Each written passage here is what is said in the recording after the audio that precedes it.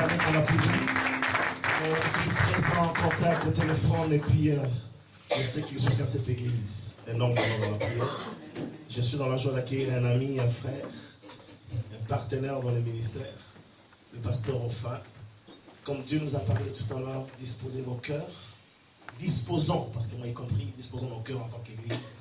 Pendant qu'il s'approche, nous acclamons très fort le Seigneur.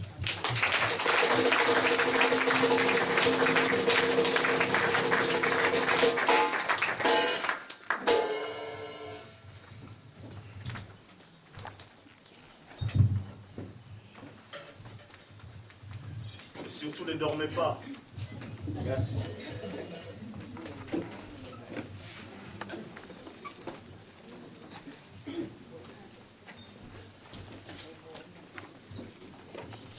Alléluia.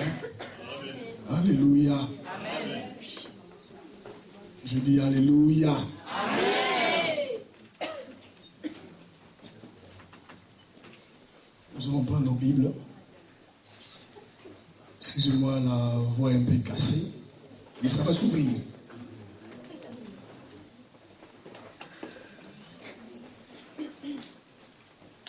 Luc chapitre 19.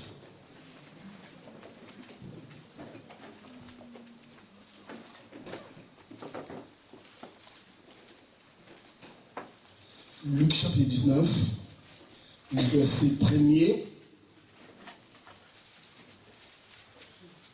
Est-ce que vous êtes là? Amen. Je vous sens absent. Amen. Amen.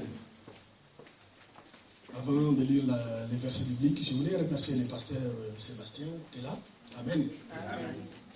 Si je suis quand même ici, parce que Dieu l'a voulu. Amen. Amen. Mais ce n'est pas parce que Dieu l'a voulu, parce que lui aussi l'a voulu.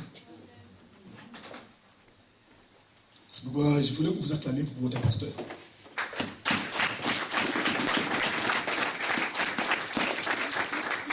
La Bible dit l'honneur à qui vous devez l'honneur. Amen. Alléluia. Si vous rencontrez des personnes à qui vous devez honorer, vous devez les honorer. Luc 19. Le verset 1er jusqu'au verset 10. Jésus étant entré dans Jéricho, traversait la ville. Et voici un homme riche, appelé Zachée, chef des publicains, cherchait à voir qui était Jésus. Mais il ne pouvait y parvenir à cause de la foule, car il était de petite taille. Il courut en avant et montant sur un sycomore pour le voir, parce qu'il devait passer par là. Lorsque Jésus fut arrivé à cet endroit, il leva les yeux et dit: Zachée, à toi de descendre, car il faut que je demeure aujourd'hui dans ta maison. Zachée se hâta de descendre et le reçut avec joie. Voyant cela, tous murmuraient et disaient: il est allé loger chez un homme pécheur. Mais Zachée, se tenant devant le Seigneur, lui dit: voici, Seigneur, je donne aux pauvres la moitié de mes biens, et si je fais tort de quelque chose à quelqu'un, je lui rends le quadruple. Jésus lui dit: le salut est entré aujourd'hui dans ta maison, parce que celui-ci est aussi fils d'Abraham, car le Fils de l'homme est venu chercher et sauver ce qui était perdu. Amen. Amen. Amen. Amen. Alors, le titre de mon message cette nuit, tu es la solution à ton problème. Amen. Tu es la solution à ton problème. Vous savez, frères et sœurs, Dieu est la solution à nos problèmes. Dieu est aussi la solution à nos problèmes. Mais nous sommes aussi la solution à nos propres problèmes. Il est important de comprendre cela. Parce que souvent, l'Église, les enfants de Dieu, et c'est une grave erreur, Ils ont pensé que Dieu va faire tout à leur place. Bien-aimé, écoutez-moi cette nuit. Il y a des choses que Dieu fera à ta place. Il y a des choses que Dieu ne fera jamais à ta place. Si toi tu ne le fais pas, Dieu ne le fera pas. Amen. Et beaucoup de gens sont en train de passer à côté de leur grâce, à côté de beaucoup de bénédictions. Pourquoi? Parce qu'ils pensent que Dieu fera tout à leur place. Frères et sœurs, alléluia. Amen. Dieu ne fera pas tout à votre place. Voilà pourquoi beaucoup de chrétiens sont en train de stagner. Les choses ne bougent pas dans leur vie. Les choses ne marchent pas dans leur vie. Ils sont découragés. Beaucoup commencent à faire marche en arrière. Parce qu'ils ont toujours pensé que Dieu va faire tout à leur place. Mais Dieu ne fera pas tout à notre place. Amen. Amen. Et dans cette histoire, si nous lisons la Bible, cet homme s'appelait Zachée. Zachée était quelqu'un de très riche. Il avait beaucoup de moyens. Mais il était perdu. Frère et sœur, dans ta vie, peu importe ce que tu as, peu importe ce que tu peux posséder, peu importe ce que tu peux avoir, si tu n'as pas le Christ, tu es perdu. Je vais dire Amen. Amen. Si tu n'as pas le vrai Christ, je ne dis pas si tu ne viens pas à l'église. Parce que beaucoup viennent à l'église, sont réellement perdus. Beaucoup auraient de quitter le monde, aller en enfer. Ils ont quitté le monde en passant par l'église pour aller en enfer. Pour beaucoup de gens, l'église, c'est leur correspondance. Alléluia. Si dans ta vie, je parle là-dessus dans ta vie, mon frère, ma soeur, tu n'as pas le vrai Christ, tu es perdu. Et lorsque quelqu'un a le vrai Christ en lui, ça se voit. Alléluia. Amen. La Bible dit, si quelqu'un est en Christ, il devient une nouvelle créature. Les choses anciennes doivent passer et voici toutes choses doivent devenir nouvelles. Mais pour que les choses anciennes passent, pour que les choses nouvelles arrivent, il faut que les anciennes puissent passer. Est-ce que dans ta vie, frères et sœurs, les choses anciennes sont passées? Si les choses anciennes ne sont pas passées, les nouvelles ne viendront pas. Regarde ta vie du passé, regarde ta vie d'aujourd'hui. Si tu es conscient et honnête, il n'y a pas de changement. Alléluia. Bien-aimé, nous prions un Dieu qui change des vies.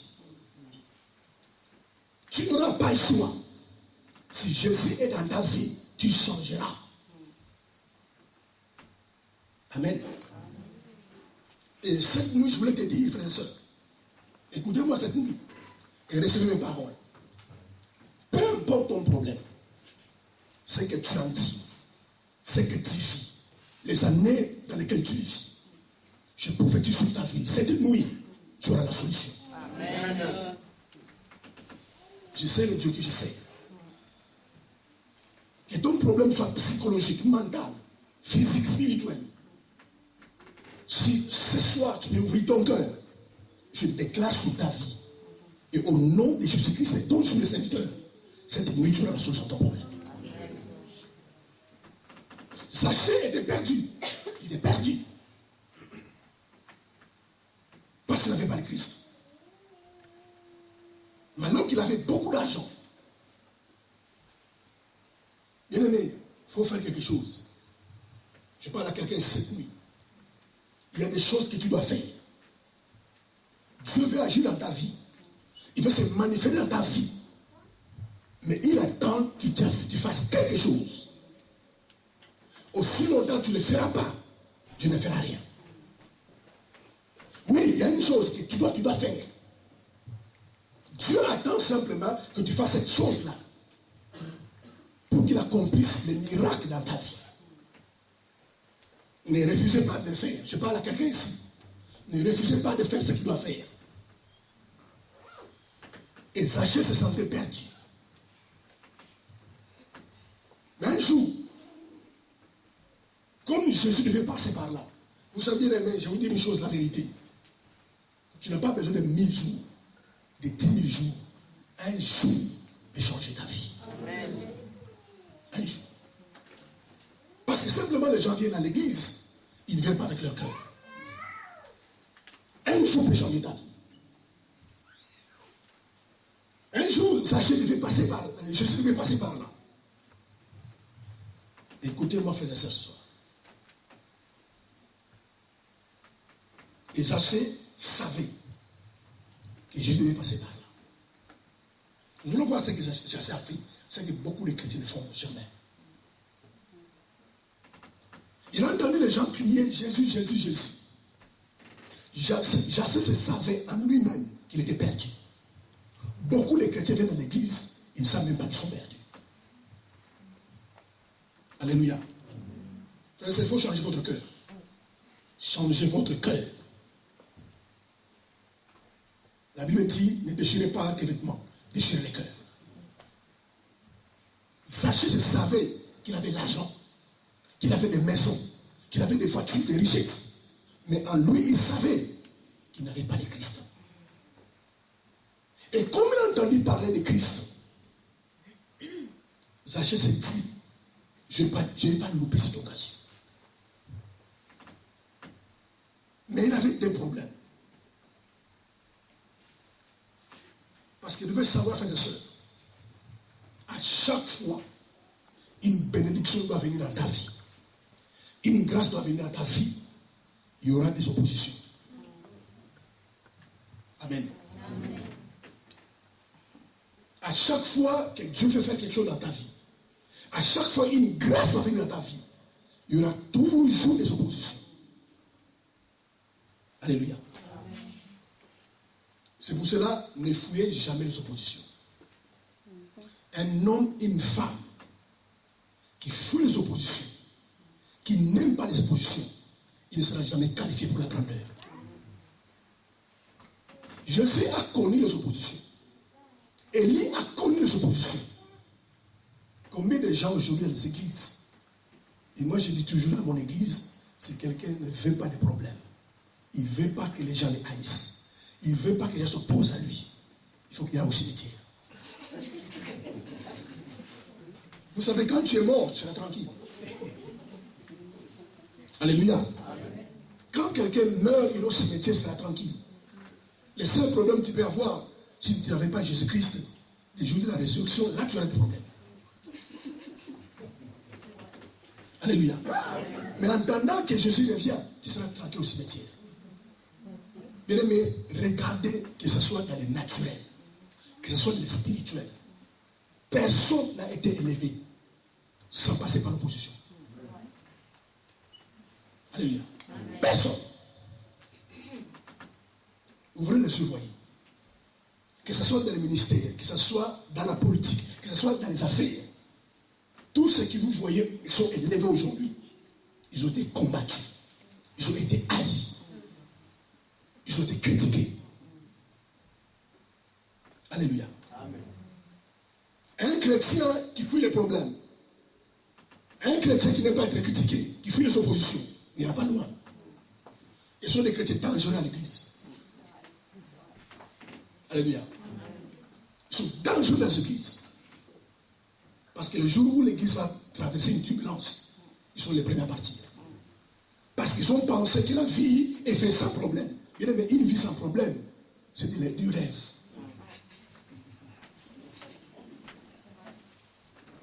Malheureusement, dans les églises, beaucoup de chrétiens rêvent.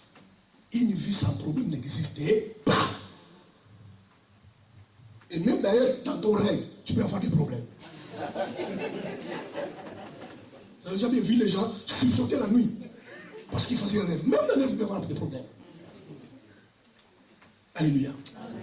Il ne faut jamais, bien aimer, c'est l'opposition qui fait un homme. Amen. Faites écoutez-moi cette nuit. Si dans ton entourage, que ce soit ici à l'église, là où tu vis, tous les gens disent du bien de toi, c'est que tu es un gros hypocrite. Jésus disait dans Luc 6, 26, malheur, si tout le monde parle du bien de vous. Si tous les gens, tu es bien avec tous les gens, écoutez-moi, même si c'est l'église, si tu es bien avec tous les gens, c'est un hypocrite. Parce que même si c'est l'église, il y a des gens qui s'opposeraient à toi. Alléluia. Tu pries, tu lèves les mains, oh lui il est trop spirituel. Même si l'église doit s'opposer à toi. Quand tu viens pas à l'église, mais il n'est jamais là à l'église. Quand tu viens à l'église tout le temps, il est tout le temps à l'église.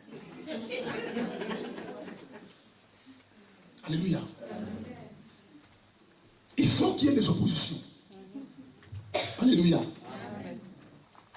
Mais des femmes et des hommes qui connaissent leur Dieu, ils savent que les oppositions servent à quelque chose. Amen. Et d'ailleurs, je voulais vous dire ce soir, frères et sœurs, si dans ta vie, surtout dans ta vie chrétienne, les gens ne s'opposent pas à toi, examine ta vie chrétienne. Ça doit être une mauvaise vie chrétienne. Mais personne ici n'est plus loin que Jésus. Si on s'oppose à Jésus, comment se